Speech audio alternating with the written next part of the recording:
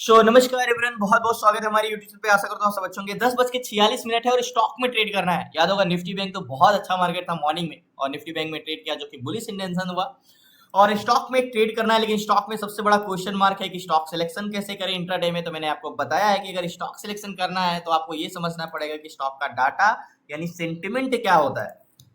कोई 2-4 दिन पहले से हम स्टॉक को सिलेक्ट नहीं कर सकते, क्योंकि मार्केट में कल क्या हुआ है आज से कोई लेना देना नहीं होता। प्रेजेंट टाइम में क्या है मार्केट का डाटा और क्या सेंटिमेंट है, ये इंपॉर्टेंस होता है।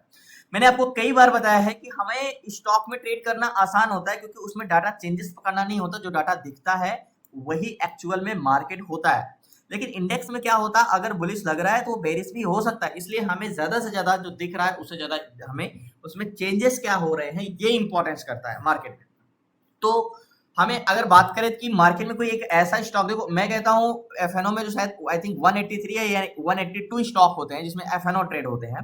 एफएनओ ट्रेड वाले स्टॉक में हमें एक ऐसे स्टॉक को पकड़ना है जो एक तरफा हो और जो टॉप पे हो, मतलब 182 स्टॉक में सबसे बेस्ट हो, ठीक है। और जो एक तरफा लास्ट जिसमें बाइंग ही आए। तो मैं आपको कई बार बताया कि देखो स्टॉक की जो स्ट्रेंथ जोन यानी मोमेंटम होता है, तीन तरीके की स्टॉक की डायरेक्शनल होती है। एक बुल टू बुलिश होता है, एक bull to bullish to bearish भी हो जाता है, और एक बुलिश ही रहता है लेकिन वो काफी कंसोलिडेशन करता है। देखो मैं जो कहता हूँ आपको कि भी स्टॉक में मैं आपसे वादा करता हूँ 10 में से 8 से 9 ट्रेड तो आपके जाएंगे ही जाएंगे, कोई मार्केटिंग नहीं। मैं आपको सच में कह रहा हूँ कि अगर आप किसी भी चीज की स्ट्रेंथ, डायरेक्शन, ये चीजें सारी समझ लेते हो तो जैसे मान के चलो 182 स्टॉक है, ठीक है। 182 स्टॉक में हमें एक ऐसे स्टॉक में ट्रेड करना है जैसे हमें किसी भी स्टॉक का चार्ट से हमें मार्केट की स्ट्रेंथ नहीं पता चल सकती है, मार्केट की डायरेक्शन नहीं पता चल सकती। देखो आप जो प्राइस एक्शन सिर्फ यूज करते हैं, बॉटम, डबल टॉप है, इन्वर्टेड है, वी शेप, सारे पैटर्न्स ए टू जेड, तो आपको कभी लगा है कि पैटर्न तो कभी बहुत अच्छे वर्क करते हैं, कभी फेल होते हैं, कभी फेल होते हैं, कभी अच्छे वर्क करते हैं। ऐसा क्यों होता है? क्योंकि जब डायरेक्शन के डाटा के हिसाब से पैटर्न बनता है तो अच्छा वर्क करता है। लेकिन अगर डाटा के अगेंस्ट में डायरेक्ट डाटा में लग रहा है कि मार्केट बुलिश जाएगा बट आपको कहीं डबल टॉप दिख रहा है तो वो तो फेल होगा ना, क्योंकि मेन इंपॉर्टेंट डाटा है प्राइस एक्शन में। प्राइस एक्शन एक तरीके का हम एक अनुमान लगा सकते हैं, एग्जैक्टली कुछ नहीं कर बता सकते, लेकिन डाटा से हम एग्जैक्टली बता सकते हैं। प्राइस एक्शन एक वे है चलने का, ना कि ट्रेड करने का, डायरेक्शन पता करने का कुछ भी। हाँ, हमें डायरेक्शन पता हो गई कि हमें किस साइड का ट्रेड है लेना है, यानी किस साइड हमें जाना है, तो उस साइड जाने के लिए वो रास्ता हमारा प्राइस एक्शन है। यानी डायरेक्शन मेन इंपॉर्टेंट चीज है। किसी भी स्टॉक की डायरेक्शन पता करने तो लास्ट तक बनेंगे। तो जब हम ऑप्शन चैन में चलते हैं, मीन्स इतने सारे स्टॉक होते हैं, कोई भी एक पेट्रोनेट है। पेट्रोनेट में क्या है, पेट्रोनेट में स्ट्रेंथ बहुत अच्छी है, इस पे हम आराम से ट्रेड करते हैं। 4456 and 4408 and in the money contract total का टोटल ग्रीन है और ओवरऑल। तो हमें यहाँ पे 182 स्टॉक में हमें डाटा एक स्टॉक को, अब देखो मान के चलो पेट्रोनेट है, ठीक है। अब पेट्रोनेट में लग रहा है कि इन द मनी कॉन्ट्रैक्ट है, चेंज इन कॉन्ट्रैक्ट भी इंक्रीज हो रहा है, पेट्रोनेट में हम ट्रेड कर सकते हैं। लेकिन क्या हमें ये पता है कि पेट्रोनेट से भी अच्छा कोई स्टॉक है? वो हम तभी पता कर सकते हैं जब हमने सबको जज किया हो, यानी टोटल 182 स्टॉक को देखा हो, और हम उसमें से ही पता कर सकते हैं। पेट्रोनेट में बुलिश ट्रेड कर सकते हैं, लेकिन क्या इससे भी अच्छी स्ट्रेंथ वाला स्टॉक, इससे फिर बुलिश स्टॉक, तो हम पता कर सकते हैं कि वो कैसा स्टॉक है। तो देखो जब तक हम एक साथ सारे डाटा नहीं देख सकते हमारा ये पॉसिबल है। देखो सीट्स में आपको बताओ, सीट्स में सिर्फ इतनी हेल्प होती है कि भी सीट्स से हमें तुरंत स्टॉक मिल जाता है, जो कि हमें चेंज इन कॉन्ट्रैक्ट सारी की चीजें, हमें टॉप पे पे कौन सा स्टॉक है तो वो हमें पता मिल जाता है, पता कर लेते हैं कि भी टॉप पे 182 स्टॉक में टॉप का डाटा किसका है। तो वहां पे हम ये समझते हैं। तो लास्ट तक बने रहिए। एक सीट से हमें देखना है कि भी सबसे बेस्ट डाटा किसका है, लुपिन का है या डॉक्टर रेड्डी का है, किसका डाटा सबसे बेस्ट है। अगर हम बात करें तो ल्यूपिन, जैसे ल्यूपिन लग रहा है कि ठीक है, ल्यूपिन में 0.1.21 का पीसीआर है, वैल्यूम सीपीआर 0.78 का है एंड 1.29 का वैल्यूम पीसीआर, ठीक है। अब ल्यूपिन जो है 182 स्टॉक है टोटल, ठीक है। 182 स्टॉक है, सॉरी इसमें तो 180 है, ओके। तो 180 में से ल्यूपिन सबसे बेस्ट है, लेकिन ल्यूपिन बेस्ट तो है चेंजिंग। अगर स्ट्रेंथ की बात करें तो सबसे ज्यादा स्ट्रेंथ एचआर मोड में है, स्ट्रेंथ 8.5 की स्ट्रेंथ है वॉल्यूम सीपीआर, और इसके बाद है इंडियन सीमेंट में जो कि 5.88 की है। लेकिन ये टॉप पे क्यों है, स्ट्रेंथ से नहीं, चेंजिंग कॉन्ट्रैक्ट से। अगर इसका चेंजिंग कॉन्ट्रैक्ट इंक्रीज हो रहा है तो हम ल्यूपिन को देख सकते हैं, ओके। तो ल्यूपिन जो है हमारा, क्या चेंज इन कॉन्ट्रैक्ट इंक्रीज हो रहा है? नहीं, इंक्रीज था, इंक्रीज हो नहीं, इसलिए टॉप पे है। तो हमें ऐसे डाटा ही देखना है जो कि हमें, जैसे डॉक्टर रेड्डी है, ट्रेंट है। तो लास्ट तक मैंने रही, इस पे मैं एक स्टॉक ढूंढता हूँ।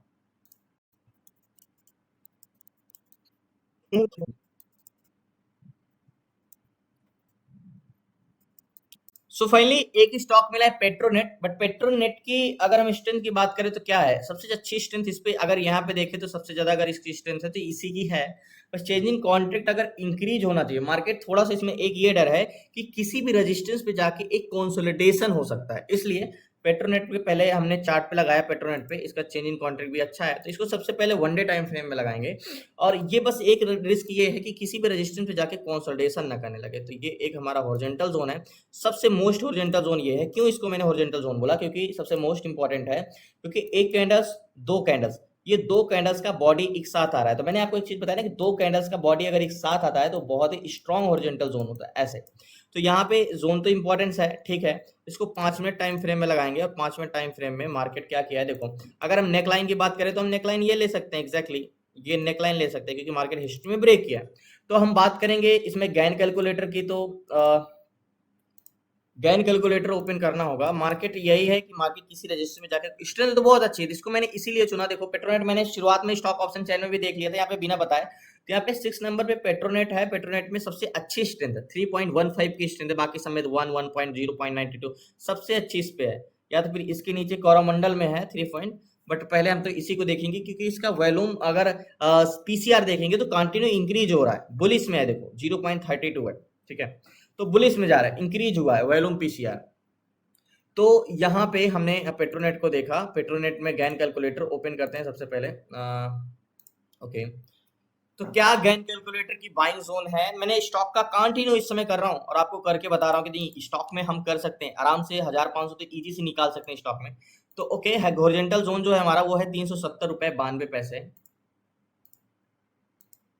एक तो जब 500 के नीचे का स्टॉक का प्रीमियम होता है तो वो ट्रेड करना बड़ा डिफिकल्ट होता है, मतलब बहुत बोरिंग सा लगता है वो, क्योंकि वो गैन कैलकुलेटर में सही प्राइस का एक्यूरेट नहीं करता है, यहाँ पे सही जोन नहीं मिल पाता जितना वोलेटाइल स्टॉक में अच्छा गैन कैलकुलेटर का एग्जैक्टली बाइंग जोन आता है 370 रुपए।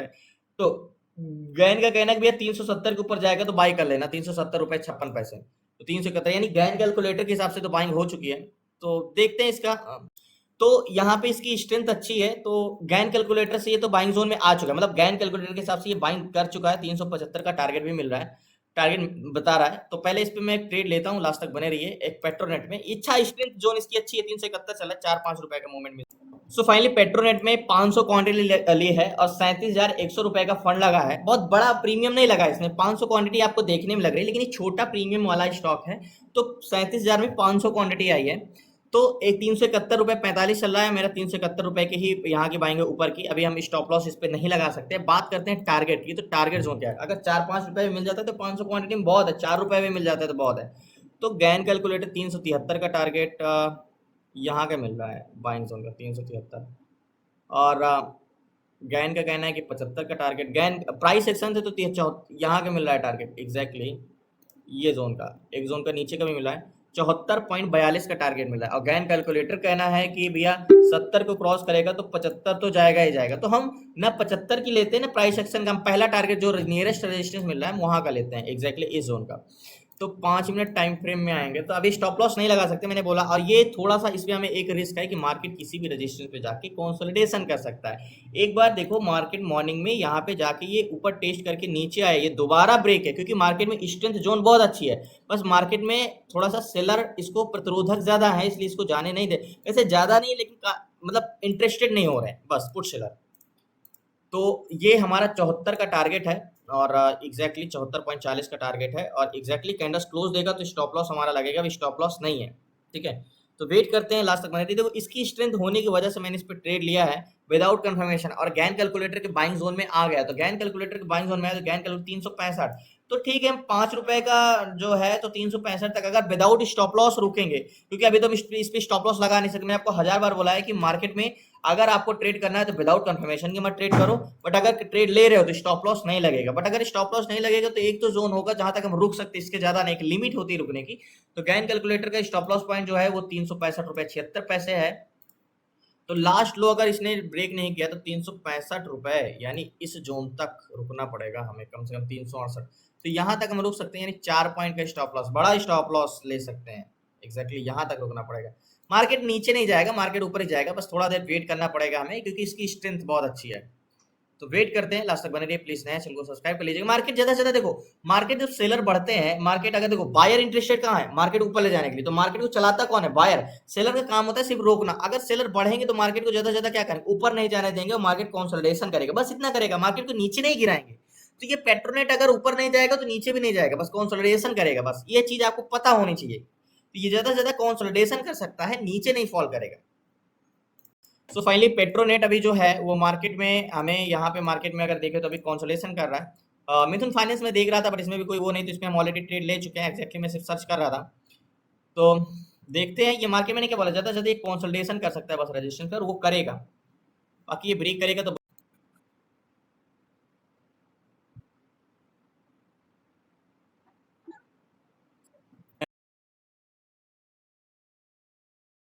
होगा। मैंने इस पे ट्रेड लिया था पेट्रोनेट में, बट मार्केट में काफी देर रुकने के बाद मुझे ऐसा कुछ काम आ गया, मैं बाहर जाना पड़ा, इस रीजन से मैंने इस पे आपको लाइव नहीं दिखा सका। और टारगेट डन किया था मैंने, इस पे निकल गया था, पहले ही निकल गया था। ये 73 रुपए 74 रुपए के प्राइस में, करीब 73 रुपए, ये 80 पैसे के आसपास पोजीशन मैंने स्क्वायर अप किया था।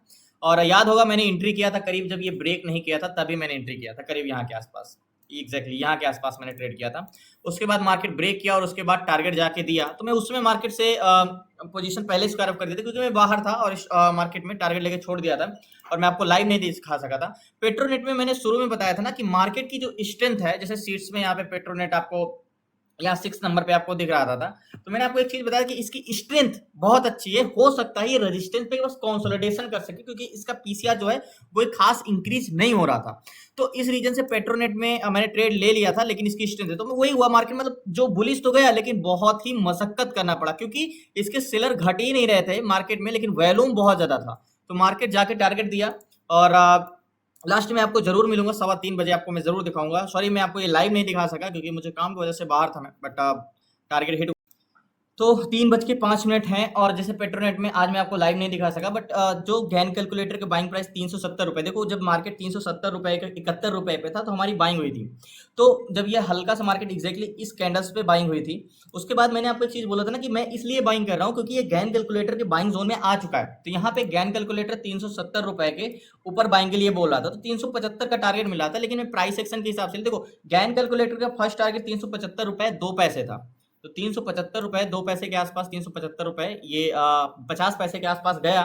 लास्ट टारगेट ये गैन कैलकुलेटर का दिया, लेकिन मैंने बोला था ना कि आपको चीज ये भी समझा कि गैन कैलकुलेटर का target target plus 1 day time frame का टारगेट दोनों मिला के लिया जाता है। जो नियरेस्ट मिलता है वो टारगेट हम सेलेक्ट करते हैं और हल्का टारगेट से पहले निकलना होता है। तो यहाँ पे मैं निकल गया था इसीलिए, और 500 क्वांटिटी थी और मैंने आपको बोला था कि बहुत बड़ा प्रीमियम नहीं है इसका, छोटा प्रीमियम का स्टॉक है, इसलिए आपको 500 क्वांटिटी बड़ी लग रही है, लेकिन ठीक मिला, अच्छा मिला प्रॉफिट। और थोड़ा सा स्मूथ बाइंग आई, लेकिन स्पीड पे इसलिए मार्केट ऊपर नहीं गया क्योंकि कॉन्ट्रैक्ट इसके जो है कंटिन्यू इंक्रीज नहीं हो रहे थे, लेकिन इसकी स्ट्रेंथ बहुत अच्छी थी, इस रीजन से मैंने इस पे बाई किया था। तो धन्यवाद आपका, शुक्रिया, जय हिंद। लास्ट तक बने रहने के लिए प्लीज आपसे रिक्वेस्ट है, चैनल को सब्सक्राइब कर लीजिएगा। एंड क्लास में जुड़ना है तो आपको डिस्क्रिप्शन में नंबर है, आप उसे व्हाट्सएप करके जुड़ सकते हैं। 6 मंथ की क्लासेस में A to Z सारी चीजें, स्टॉक इंट्राडे कैसे करना है, stock SIP, ETF SIP, option selling, option buying, A to Z सारी चीजें। धन्यवाद आपका, शुक्रिया।